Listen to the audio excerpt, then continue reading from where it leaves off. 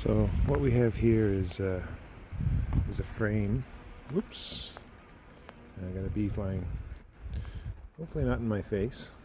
What are you doing there? Go down there, buddy. This is a frame of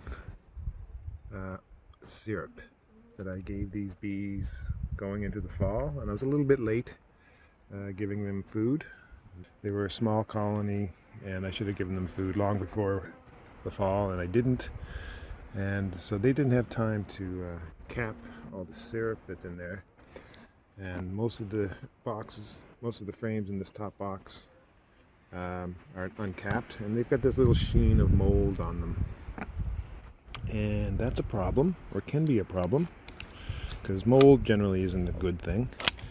A little sheen of mold isn't going to kill them or ruin the honey or the syrup. This whole box, top box, is just open syrup, and the bees, I don't know if you probably can't see them because it's cold and they're clustering down below. Let's just see. They're down there. So they're clustering. The top of that cluster is in the second highest box. So this is this empty box right here. Let's go wide here. So that's the empty, the open frames of syrup. Hopefully it won't make them sick when they finally go up in the winter to eat. But right now the cluster is, I can see that the bees are in this hive, this box. Let me just take another look without bothering them too much. Yeah, okay, they're down there, but they're not clustering up to the top of that box. I think they're down at the bottom of this box. So it means the cluster is probably right around here, which is near the bottom. I've disturbed them a bit. So I'll keep an eye on them. Hopefully that won't make them sick. I know there's some things that you can do to kill that mold if it's a problem. I think you can spray apple cider vinegar on it. I've never done that.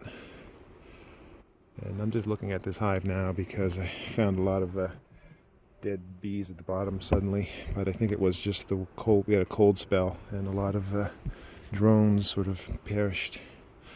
So I'm going to put this top back on, and I'm going to strap it down too, because things aren't fitting together as well as they should.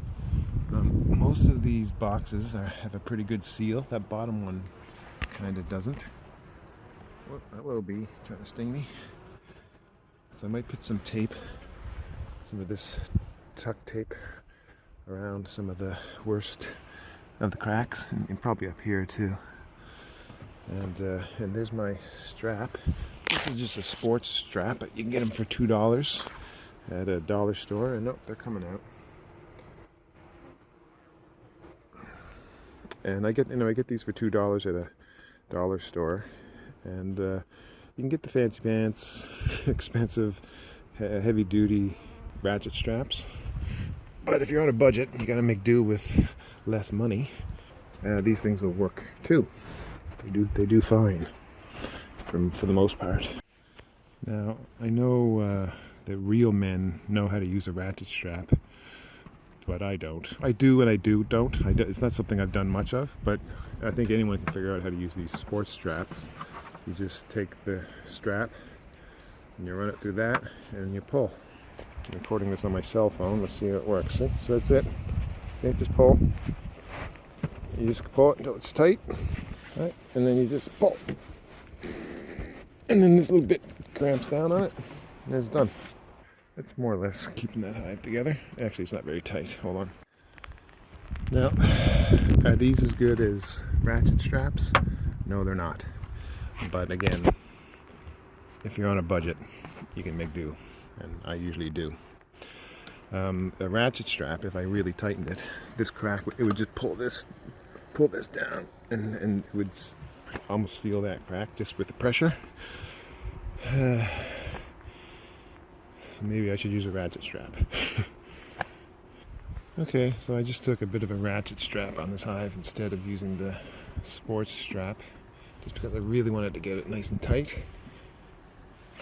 Though I usually don't have any problems with the sports strap, but you can see, oh yeah, with the ratchet strap you can really get tight. That's solid. And there's the ratchet strap. I probably don't have it on right, but it's holding down tight.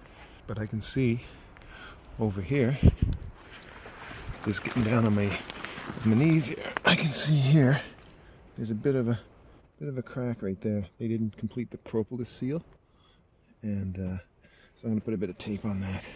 And just the vibrations of the ratchet strap. I tried to get it on the side of the hive, tried to get it up here where it wouldn't rub against the side, but it ended up going down here. Now the vibrations have disturbed the bees a bit.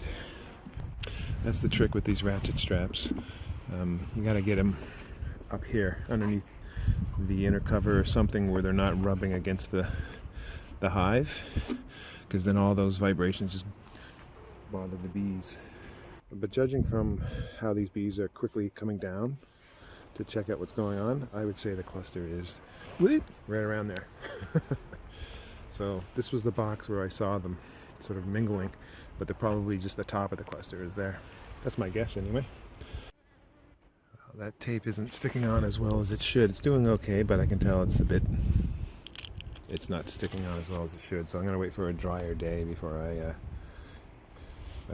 put that tape on.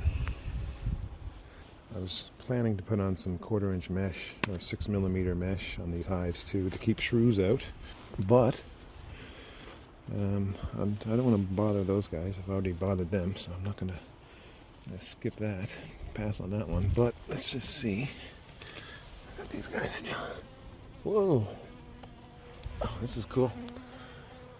Can you see that? Let's see. Too bad my phone can't. Oh, there it is. See, that's the bottom cluster. So that is very, very nice. That's exactly what I want to see. Bees clustering right off the bottom bars right here. So there, the cluster is probably, see if we can see. Just move this cork and see if we can see the cluster. Yeah, we can. Can you see it? Yeah, you can. Yeah, just come out of camera. But yeah, so that looks really nice. The cluster is right here, and they've got, this is all honey, and it's capped, so it's really nice. So I'm going to put this mesh on, and I'm going to try. I'd come out here with a high-powered flashlight and look underneath just to make sure there's no signs of shrews or mice in there. But right now I'm just going to put it on, and I'll check for shrews and mice later.